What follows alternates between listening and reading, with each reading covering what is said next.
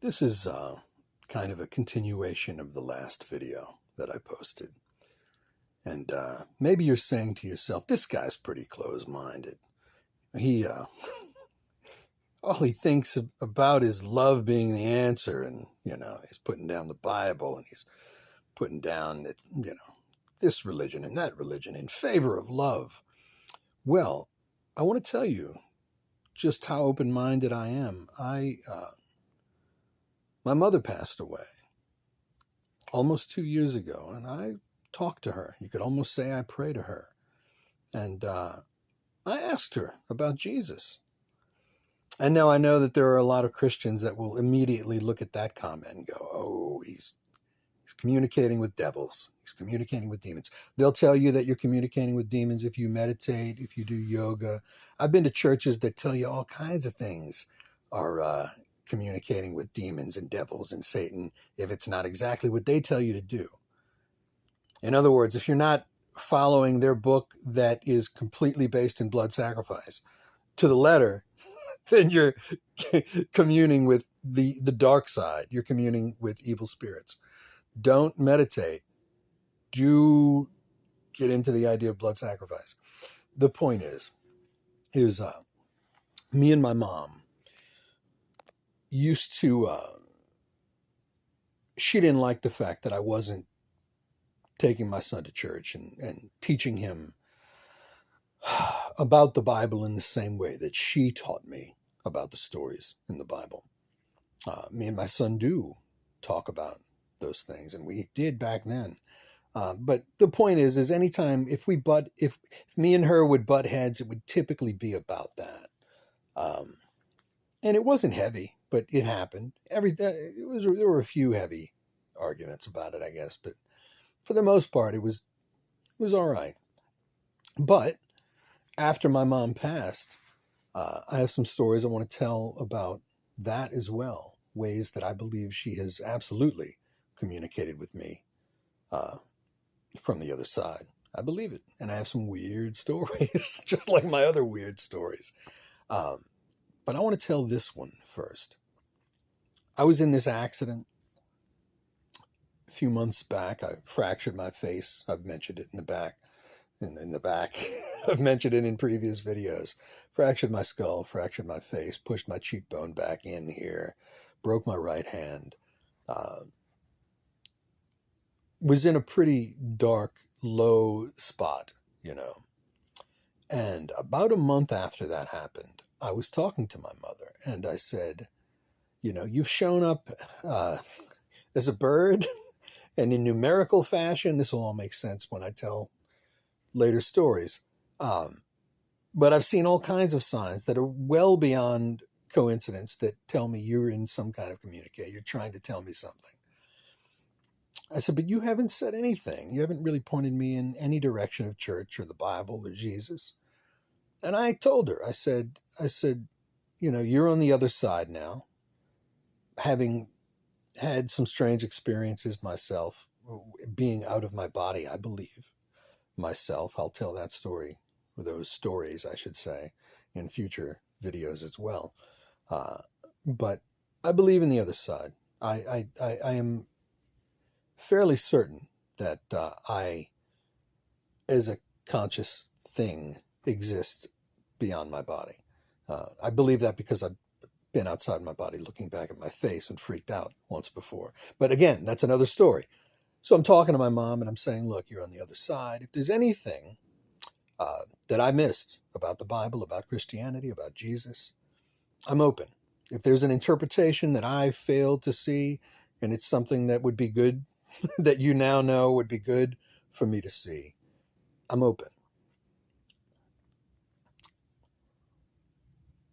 I should note, first of all, before I tell you what happened, is I've had all kinds of experiences in my life. I haven't even, one that I'm going to tell soon is probably one of the weirder ones when it comes to asking for a sign, asking for truth, from what seems, if we look at God as a being, which I kind of don't, I look at God as love. I look at God as everything. The unifying factor between us all.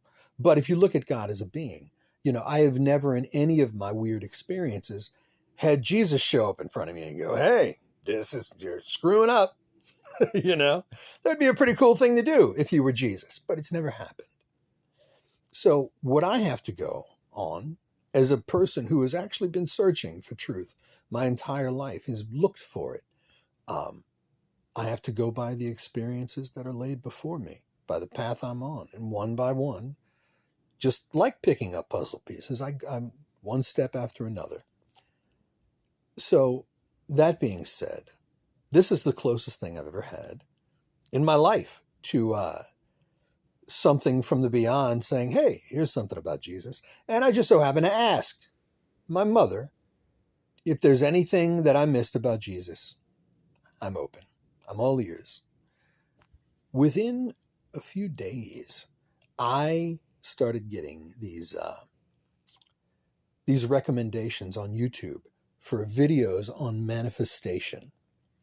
And the first one that I got was a guy saying that he said, if all you know about the Bible is that Jesus Christ died on a cross and you believe that and you get to go to heaven, he said, you've completely missed the point. And he went on to explain that Jesus Christ is a picture of the human imagination, and that all of his parables, well, maybe not all of them, but so much of what the pictures in the Bible are metaphor to show you how to manifest. That's why there's the verse where Jesus says, anything that you want, you don't have to ask for it in prayer. God already knows. That's when he gave the Lord's Prayer, or the Our Father. He says, when you pray, pray like this. He said, don't pray out loud and don't ask for the things you want.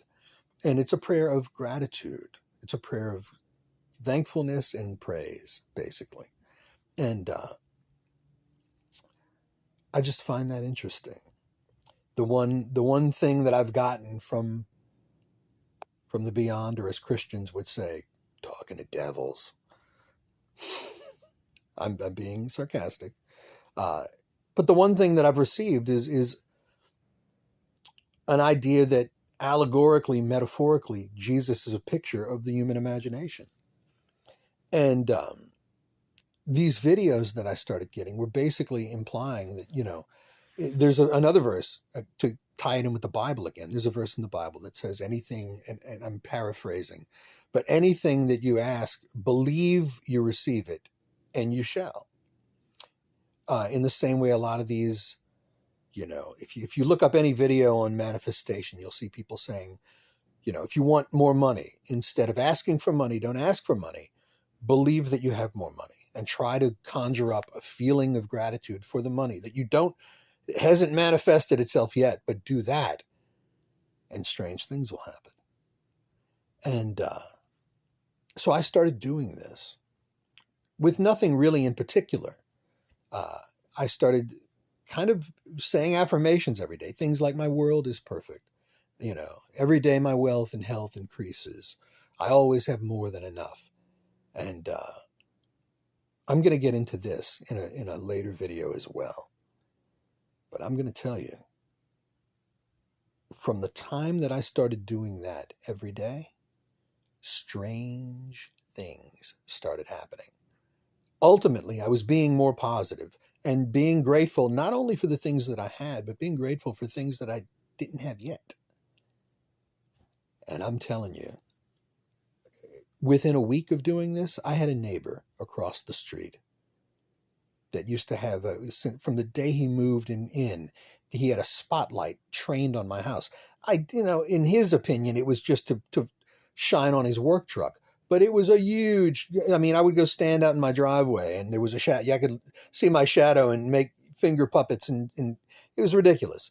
And they were always having loud parties, and it was just kind of, one of the guys that was there hit my car one night. One of those neighbors that I would have rather not be there. Within a week of practicing these manifestation techniques, that guy moved. He up and moved. And I didn't think much of it.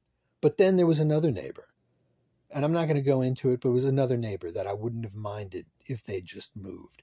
And 2 weeks after the guy across the street moved, that neighbor moved. And at that point, I thought to myself, Is the way that I'm looking at things having an effect on the world around me? And more things have happened. More things have happened since then. I'll talk about that later. But the point is I'm open-minded about God. I'm open-minded about Jesus. I'm open-minded about things. And I'm glad I am because, there were years ago I would have looked at positive affirmations. I had looked at positive affirmations as kind of ridiculous. Like I've heard of people doing that, but I always thought, "Nah, I'm not going to do that." And in effect, I was kind of a negative person, creature of habit, and wake up every day thinking, "Oh, what next?" If it's not one thing, it's another. And granted, there was this domino effect of shit leading up to that accident that I was in. But then, like I said, a month after the accident, I asked my mother this thing, and I got an answer. Even if nothing had happened, even if I had tried this manifestation shit out and nothing had happened, I still would have kind of gotten an answer. I got a different interpretation of Jesus, right? That's what I asked for. And not only that, even if none of the things, even if I'd done this manifestation stuff and nothing weird, like no neighbors had moved or et cetera, I can tell you, I can bear witness that it's been a positive thing for me to think that way, to wake up and think positive, to wake up and not expect the worst, but to expect the best, to expect your life to be taken care of, for things to go well. I think there's something to be said of it. And, maybe that's what Jesus was talking about. Maybe there's something there. Anyway, this is just a little video. I'm 12 minutes in, and so I'm going to stop it. But yeah, think about yourself. Think about the way you think. Think about your expectations throughout the day. Do you dread getting up in the morning? There's a lot of things I know that we don't want to do. I don't like the fact that I still can't hang on a pull-up bar. I still can't play guitar the way I used to because my hand broke. But I'm probably in a more positive space, a more positive headspace than I've ever been in my life. Um, all because I said a prayer to my mom and started looking at Jesus as a picture of the human imagination. And really, it doesn't matter whether you look at him as a picture of the human imagination or not. It matters whether you're looking in a positive way out from your own eyes at the world around you. It matters, I think, whether or not you're coming from a place of love, which harkens back to the last two videos that I posted about this kind of thing. And it's really what it boils down to. Gratitude. Love was the focus, of the those last two videos. But I think gratitude is huge. If you can make it a point to try to write down some things every day that you're grateful for, and then try to cultivate some gratitude for things that you don't have in your life yet, but that you want in your life, give it a shot. It's worth experimenting with, is it not? I mean, if you can give the energy to the negative shit in your life every day and go, what's next? Another red light, isn't it worth, one affirmation or thing that I repeat lately is nothing but good news. Meaning, even if there's something I want, some kind of news I want to hear, but I hear the opposite, in my head, I still try to say nothing but good news. This is good news. It wasn't the right time to hear what I wanted to hear. What I want to hear is coming. Be patient. And it's overall thinking like this is, I think it's making me a more peaceful person. And with that, I guess I'll end the video. Give it a shot. Be grateful for the things that you have, and be grateful, if you can, for the things that you don't. Operate from a place of love, and good things could happen. It's worth a shot, right? Only love.